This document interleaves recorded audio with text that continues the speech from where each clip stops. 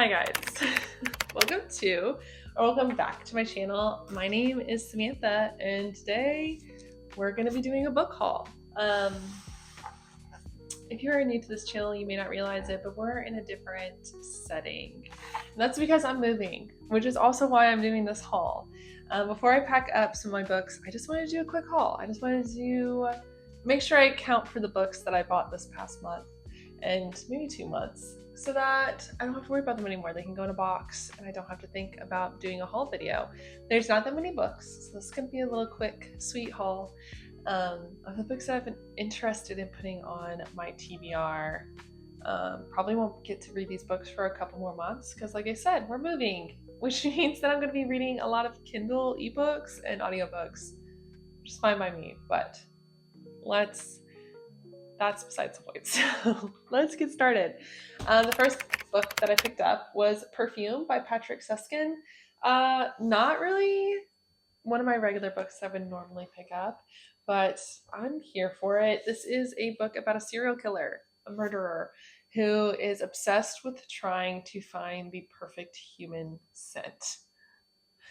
Yeah, not something I would normally read, but I don't know, I'm intrigued. There's boobs on this cover.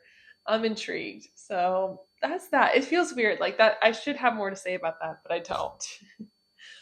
The next book is White Teeth by Zadie Smith. So I have written 2 essays now on Zadie Smith. One on her book on beauty and another one that was titled NW. I love her writing, and this is actually her debut novel. This is the novel that kind of put her on the circuit as far as being a modern fiction author, and I just wanted to read it. I wanted a physical copy so I can sit here and make notes and just like fall into her very chaotic, fun writing style. And so that's where this one came from. The next book, it's a John Steinbeck book. This is Travels with Charlie in Search of America by John Steinbeck. It was such a cute little addition. Look how tiny and cute this is. This one, I actually don't know what this one's about. It says a quest across America from the northernmost tip of Maine to the California's Monterey Peninsula. To hear the speech of real America, to smell the grass and trees, to see the colors and the light, these were John Steinbeck's goals as he set out at the age of 58 to rediscover the country he had been writing about for so many years.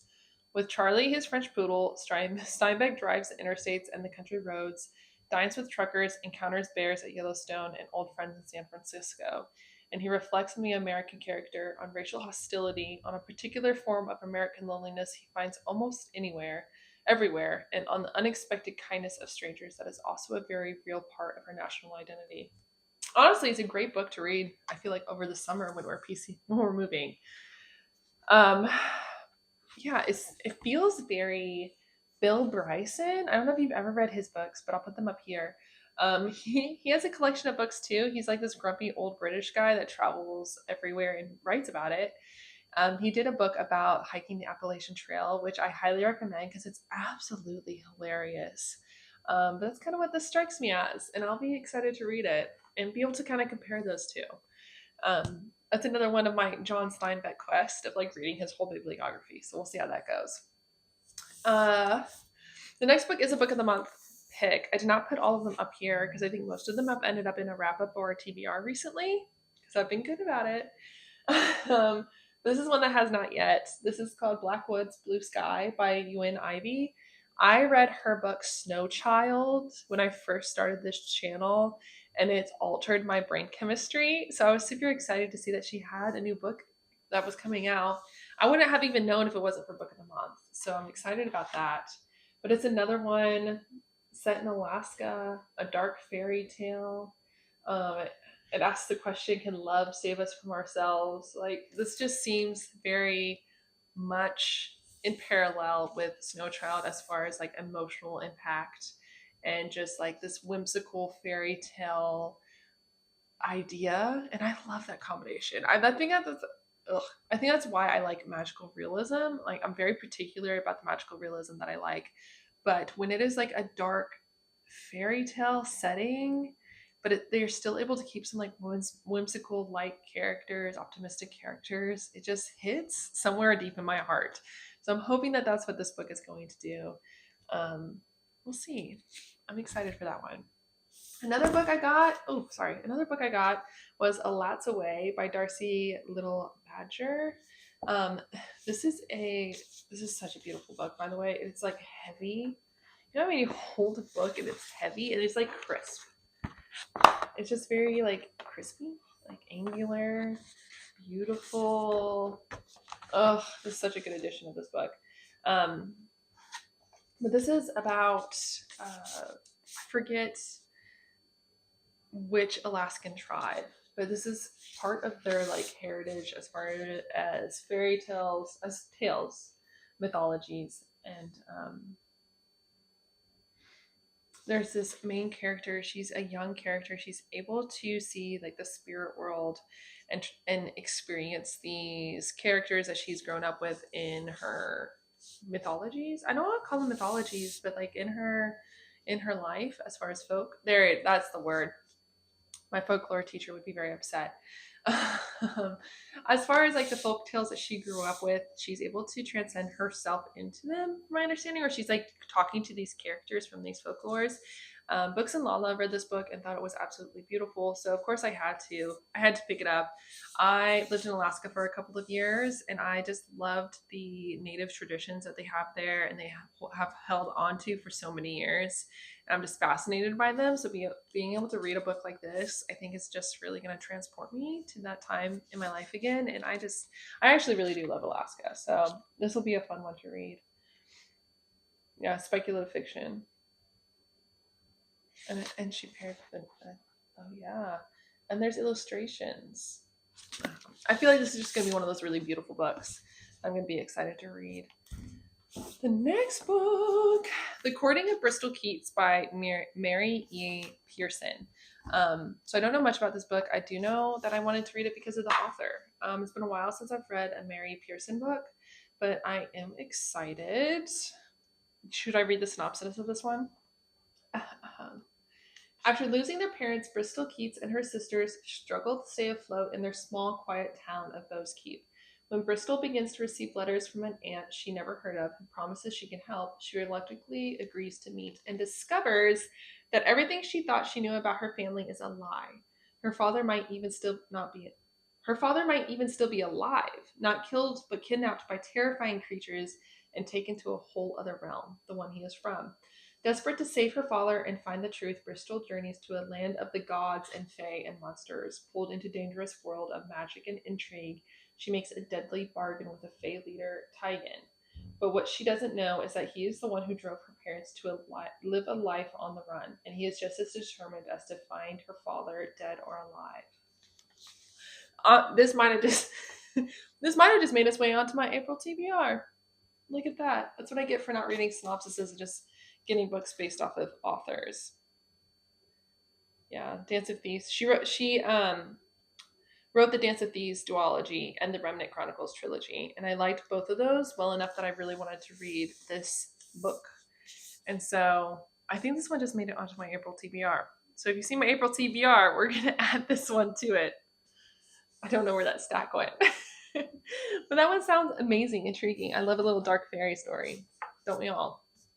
Then I also picked up Air by Saba Tahir. This was on sale, and I can't help myself. This is also a beautiful edition. Just absolutely gorgeous. And it has like the map on the inside.